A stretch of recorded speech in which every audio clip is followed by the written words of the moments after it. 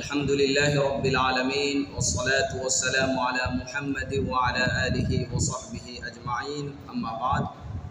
সুপ্রিয় দর্শক শ্রোতা, এখন আমি যে বিষয়টি নিয়ে আলোচনা করব সেটি হচ্ছে মুহররম মাসের আমল এবং আশুরার আমল সম্পর্কে, আশুরার করণীয় এবং বর্জনীয় সম্পর্কে। সহিহ মুসলিম শরীফে হাদিস শরীফ এসেছে, রাসূলুল্লাহ সাল্লাল্লাহু আলাইহি ওয়াসাল্লাম বলেছেন, আফদালুস সিয়াম বা'দা রমাদান শাহরুল্লাহিল মুহররম ওয়া আফদালুস সালাত বা'দাল ফারিযা জাওফুল লাইল। হাদিসটি রাসূলের বিশিষ্ট সাহাবী হযরত আবু হুরায়রা রাদিয়াল্লাহু তাআলা আনহু থেকে বর্ণিত। তিনি বলেন, রাসূলুল্লাহ সাল্লাল্লাহু আলাইহি ওয়াসাল্লাম বলেছেন, রমাদানুল মুবারকের পর যে মাসে রোজা রাখা সবচেয়ে উত্তম, সবচেয়ে শ্রেষ্ঠ, সবচেয়ে বেশি ফজিলতপূর্ণ, সেটি হচ্ছে মুহররম মাসের রোজা। এবং ফরজ সালাতের পর যে নামাজ সবচেয়ে আল্লাহ তাআলার কাছে উত্তম, সেটি হচ্ছে রাতের সালাত অর্থাৎ তাহাজ্জুদের সালাত। এই হাদিস থেকে আমরা বুঝতে পারলাম যে মুহররম মাসে রোজা রাখা এটা অনেক ফজিলতপূর্ণ। এই জন্য মুহররম মাসে আমরা বেশি বেশি রোজা রাখার চেষ্টা করি। আশুরা বলা হয় মুহররম মাসের 10 তারিখকে। রাসূলুল্লাহ সাল্লাল্লাহু আলাইহি ওয়াসাল্লাম বলেছেন, সিয়ামু ইয়াউমি আশুরা ইন্নী আহতাসিবু আইয়ুকাফিরাস সানাতা আল্লাতী ক্বাবলা আইয়ুকাফিরাস সানাতা আল্লাতী মাদিয়া আও কামা ক্বালা আলাইহিস সালাতু ওয়াস সালাম। হাদিসটি মুসলিম শরীফ সহ হাদিসের অনেক কিতাবের মধ্যে এসেছে। রাসূলুল্লাহ সাল্লাল্লাহু আলাইহি ওয়াসাল্লাম বলেছেন যে আমি আশা রাখি আশুরার দিনের রোজা রাখার দ্বারা আল্লাহ রাব্বুল আলামিন পিছনের 1 বছরের গুনাহসমূহকে মাফ করিয়ে দিবেন। বিশ্বনবী জনাবে মুহাম্মদুর রাসূলুল্লাহ সাল্লাল্লাহু আলাইহি ওয়াসাল্লাম যখন মক্কা থেকে হিজরত করে মদিনায় আসলেন, তখন ইহুদিদেরকে দেখলেন আশুরার দিন তারা রোজা রাখে। নবীজি সাল্লাল্লাহু আলাইহি ওয়াসাল্লাম তাদেরকে জিজ্ঞাসা করলেন, এই দিনে তোমরা কেন রোজা রাখো?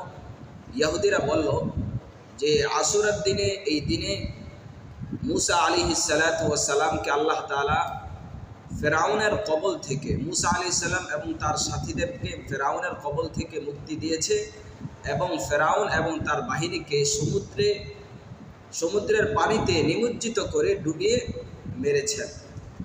এর শুকরিয়াতান মুসা আলাইহিস সালাতু ওয়াস সালাম এই দিনে রোজা রেখেছেন। এর অনুসরণ করে আমরাও এই দিনে রোজা রাখি। আল্লাহ রাসূল সাল্লাল্লাহু আলাইহি ওয়াসাল্লাম তাদের এই কথা শুনে বললেন, নাহনু আহাক্কু বিমুসা মিনকুম। মুসা আলাইহিস সালাতু ওয়াস সালামের অনুসরণ করার ক্ষেত্রে আমরা তোমাদের চেয়ে বেশি হকদার রাখি। এরপর রাসূলুল্লাহ সাল্লাল্লাহু আলাইহি ওয়াসাল্লাম সাহাবায়ে কেরামদেরকে আশুরার রোজা রাখার আদেশ করেছেন, এমনকি নিজেও আশুরার রোজা রাখতেন। আশুরার রোজার সম্পর্কে আল্লাহ রাসূল সাল্লাল্লাহু আলাইহি ওয়াসাল্লাম বলেন, যেহেতু ইহুদিরা আশুরার দিন রোজা রাখে, মুসলমানদের রোজা, মুসলমানদের ইবাদত যেন ইহুদিদের সাথে না মিলে যায়, এই কারণে আল্লাহ রাসূল সাল্লাল্লাহু আলাইহি ওয়াসাল্লাম বললেন, হে আমার সাহাবায়ে কেরাম, আমি যদি আগামী বছর বেঁচে থাকি তাহলে আগামী বছর 10 তারিখের রোজার সাথে আরেকটি অর্থাৎ 9 তারিখের রোজা রাখব।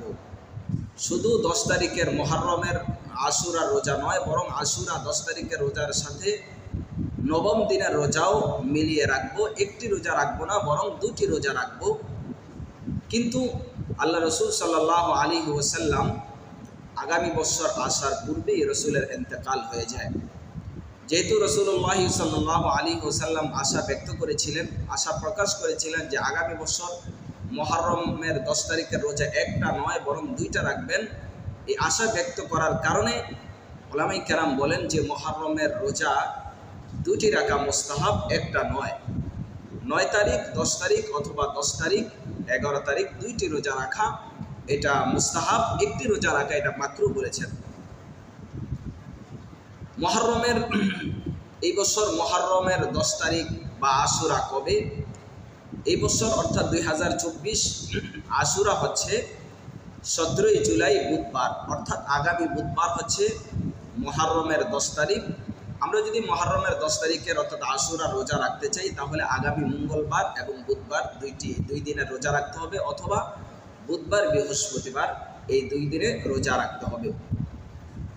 আশুরার দিনের করণীয় হচ্ছে দিনের বেলা সিয়াম পালন করা, এটা আশুরার দিনের ইবাদত। এরপর আশুরার দিনের কিছু বর্জনীয় কাজ রয়েছে যেটি আমাদের দেশে বা বিভিন্ন দেশে আশুরা যখন আসে, মুহররমের 10 তারিখ যখন আসে, মানুষ বিভিন্ন কুসংস্কারে লিপ্ত হয়ে যায়। কোরআন শরীফের মধ্যে আল্লাহ সুবহানাহু ওয়া তাআলা সূরা হাশরের মধ্যে বলেন, মা আতাকুমুর রাসূল ফাখুযু ওয়া মা নাহাকুম আনহু ফান্তাহু। রাসূলুল্লাহ সাল্লাল্লাহু আলাইহি ওয়াসাল্লাম যা কিছু নিয়ে আসছেন তা আঁকড়ে ধরো এবং যা থেকে নিষেধ করেছেন তা থেকে তোমরা বিরত থাকো। আল্লাহ রসুল সাল্লাল্লাহু আলাইহি ওয়াসাল্লাম আমাদেরকে যেভাবে আমল শিক্ষা দিয়েছেন সেভাবে আমল করতে হবে, তখনই আল্লাহ তাআলা কবুল করবেন, গ্রহণযোগ্য হবে আল্লাহ তাআলার কাছে। আশুরার দিনে যে সকল কুসংস্কার হয়ে থাকে সেগুলো হচ্ছে আশুরার দিন আসলে আশুরাকে অর্থাৎ কারবালাকে কেন্দ্র করে, হযরত হুসাইন রাদিয়াল্লাহু তাআলা আনহুর শাহাদাতকে কেন্দ্র করে আশুরার দিনে বিশেষ করে শিয়া সম্প্রদায় এবং অন্যান্য লোকেরাও অন্যান্য অনেক ফেরকার লোকেরা তারা তাজিয়া মিছিল করে, মাতম করে এবং হায় হুসাইন করে শরীর থেকে রক্ত জড়ায়। ইমাম হুসাইন রাদিয়াল্লাহু তাআলা আনহুর শাহাদাতকে কেন্দ্র করে তারা শোক পালন করে। এটি শরীয়তের দৃষ্টিকোণ থেকে কতটুকু এটা কি জায়েজ? তো উলামায়ে কেরাম লিখেছেন বা আশুরার যে ফজিলত, এই আশুরার ফজিলত আমাদের মধ্যে অনেককে আমরা মনে করি যে আশুরা মানে কারবালার কারণেই আশুরার ফজিলত এসেছে। বিষয়টি এমন নয়, বরং আশুরার ফজিলত এসেছে মহানবী মুহাম্মদুর রাসূলুল্লাহ সাল্লাল্লাহু আলাইহি ওয়াসাল্লামের জমান। আশুরার রোজার আমল ব্যাপারে তো আল্লাহ রসুল সাল্লাল্লাহু আলাইহি ওয়াসাল্লাম নিজেই সাহাবায়ে কেরামদেরকে আদেশ করতেন এবং নিজেই রোজা রাখতেন। আশুরার আমল বা আশুরার ফজিলত তো রাসূলুল্লাহ সাল্লাল্লাহু আলাইহি ওয়াসাল্লাম জীবদ্দশায় বলে গিয়েছেন। আর কারবালার যে ঘটনা এটা তো ঘটেছে রাসূলুল্লাহ সাল্লাল্লাহু আলাইহি ওয়াসাল্লামের ইন্তেকালের প্রায় 50 বছর পর। আশুরার ফজিলত এটি আগের থেকেই, কারবালার আগের থেকেই এসেছে, কিন্তু ঘটনাক্রমে এই দিনের মধ্যে আশুরার দিনে মুহররমের 10 তারিখের মধ্যে মুহররমের 10 তারিখে একটি হৃদয় বিদারক ঘটনা, একটি মর্মান্তিক ঘটনা ঘটে যায়। সেটি হচ্ছে যে হযরত হুসাইন রাদিয়াল্লাহু তাআলা আনহু এই দিনে অর্থাৎ আশুরার 10 তারিখে কারবালার প্রান্তে তিনি মর্মান্তিকভাবে শাহাদাত বরণ করেন। এটি মুসলমানদের জন্য, আমাদের জন্য অত্যন্ত বেদনাদায়ক, কষ্টদায়ক, যন্ত্রণাদায়ক, যেটা কোনো মুসলমান মেনে নিতে পারে না। কোনো মুসলমানের অন্তর এটাকে মেনে নিতে পারে না যে হযরত হুসাইন রাদিয়াল্লাহু তাআলা আনহুকে সহ 70 জন আহলে বাইতকে মর্মান্তিকভাবে তারা কারবালার প্রান্তে এই দিনই অর্থাৎ মুহররমের 10 তারিখে তারা শাহাদাত বরণ করে ইয়াজিদের বাহিনীরা। তো যেহেতু আমাদের দেশের কিছু মানুষ আশুরা আসলে তারা তাজিয়া মিছিল করে, মাতম করে, হায় হুসাইন বলে তারা তাদের শরীর থেকে রক্ত ঝরায়, এগুলি ইসলাম সমর্থন করে না। যেহেতু হুসাইন রাদিয়াল্লাহু তাআলা আনহু এই দিনে কারবালার দিনে শাহাদাত বরণ করেছেন, আমরা হুসাইন রাদিয়াল্লাহু তাআলা আনহুর মহব্বতে, আহলে বাইতের মহব্বতে আমরা তাদের জন্য দোয়া করতে পারি, তাদের জন্য ইস্তেগফার করতে পারি। আল্লাহ তাআলা তাদের জান্নাতে যেন তাদের মর্যাদাকে, সম্মানকে সমুন্নত করেন, জান্নাতে সর্বোচ্চ উচ্চ স্থানে তাদেরকে জায়গা দান করেন। তাদের শাহাদাত থেকে যেন আমরা শিক্ষা গ্রহণ করতে পারি, এই জন্য আমরা তাদের জন্য দোয়া করতে পারি। কিন্তু তাজিয়া করা, মৃত্যুবার্ষিকী বা জন্মবার্ষিকী, এগুলো তো ইসলাম সমর্থন করে না এবং আল্লাহ রসুল, সাহাবায়ে কেরাম, তাবেঈন জমানা থেকে এগুলার কোনো আমল নাই বা এগুলা করতেন না। এগুলা কুসংস্কার এবং বদরসম। नक्श कदम नबी के हैं जन्नत के रास्ते, सुन्नत से मिलाते हैं अल्लाह के रास्ते। আমরা যদি রাসূলুল্লাহ সাল্লাল্লাহু আলাইহি ওয়াসাল্লামের অনুকরণ করি তখনই আল্লাহ তাআলা আমাদেরকে এর উসিলায় জান্নাত দান করবেন। আল্লাহর সাথে আমাদের সম্পর্ক গভীর হবে, নিবিড় হবে। আর যদি আমরা মন গড়া আমল করি, আশুরার দিনে তাজিয়া মিছিল করি, শোক পালন করি, অথবা আমাদের দেশে আরেকটি কুসংস্কার রয়েছে, সেটি হচ্ছে খিচুড়ি পাক করা। খিচুড়ি পাক করে এই দিনে মানুষের মাঝে বন্টন করে। আসলে আপনি দেখেন, আপনি যদি খাবার পাক করে, খিচুড়ি পাক করে, বিরিয়ানি পাক করে মানুষকে খাওয়াতে চান, বছরে যে কোনো দিন আপনি খাওয়াতে পারেন। এটি যদি আল্লাহর জন্য হয়, ইখলাসের সহিত হয়, তাহলে এটি ইবাদত বলে গণ্য হবে। কিন্তু খিচুড়ির সাথে আশুরার সাথে খিচুড়ির পাক করা বা এই দিনে খিচুড়ি পাক করলে সওয়াব হবে বা খিচুড়ি পাক করা, এর কোনো সম্পর্ক নেই। এই জন্য আমরা এই দিনে খিচুড়ি পাক করা থেকে বা খিচুড়ি বন্টন করা, এগুলা থেকে আমরা, এই সকল কুসংস্কার থেকে আমরা সকলে বিরত থাকব। আমরা যদি হাদিসের দিকে তাকাই, যে আল্লাহ রসুল তো বলেছেন আশুরার দিনে রোজা রাখার জন্য। এখন আমরা যদি দুপুরবেলা খিচুড়ি পাক করে মানুষকে খাওয়াই, তাহলে এটা তো রোজার পরিপন্থী হলো, আমরা তো রোজা রাখলাম না। আল্লাহ রসুল বলেছেন রোজা রাখার জন্য, না খাওয়ার জন্য, রোজা রেখে না খাওয়ার জন্য, আর আমরা রোজা না রেখে খাচ্ছি। তাহলে এটি আল্লাহ রসুল সাল্লাল্লাহু আলাইহি ওয়াসাল্লামের কথার আমরা বিপরীত আমল করলাম। এরপর আরেকটি হোসেন রাদিয়াল্লাহু তাআলা আনহুর কারবালাকে স্মরণ করে, শাহাদাতকে স্মরণ করে মানুষ সুখ পালন করে। আমরা যদি শরীয়তের সঠিক মাসআলার দিকে, সঠিক মাসআলা আমরা যদি জানতে চাই, যে সঠিক মাসআলা হচ্ছে কোনো মানুষ যদি মারা যায়, তাহলে তার ক্ষেত্রে সুখ পালন করা কয় দিন পর্যন্ত জায়েজ আছে।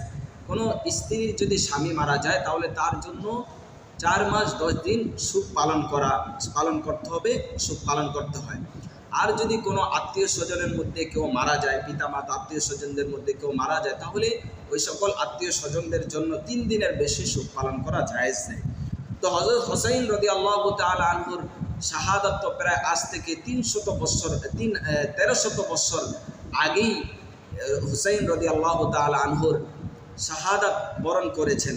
এখন তো সুখ পালন করার কোনো মাসআলা নাই, বা কোনো এটা চুক্তি বা এটা শরীয়ত এখানে অনুমতি দেয় না সুখ পালন করার জন্য, বা সুখ পালন করার অর্থে স্মরণ করার জন্য হায় হোসাইন বলে শরীরে ছুরি দ্বারা আঘাত করে রক্ত ঝরানো। দেখুন, এই শরীরের মালিক তো আমি নয়, আপনি নয়, এই শরীরের মালিক তো আল্লাহ তাআলা। তাহলে আমি কিভাবে আমার শরীর দ্বারা ছুরি দ্বারা শরীরকে পুচিয়ে শরীরে আঘাত করে আমি কেন রক্ত বার করব? এটা তো ইসলাম সমর্থন করে না। তো আল্লাহ সুবহানাহু তাআলা আমাদের সকলকে মুহাম্মদুর রাসূলুল্লাহ সাল্লাল্লাহু আলাইহি ওয়াসাল্লামের তরিকা অনুযায়ী জীবন যাপন করার তৌফিক দান করুন। তখনই আল্লাহ তাআলা আমাদের আমলকে কবুল করবেন।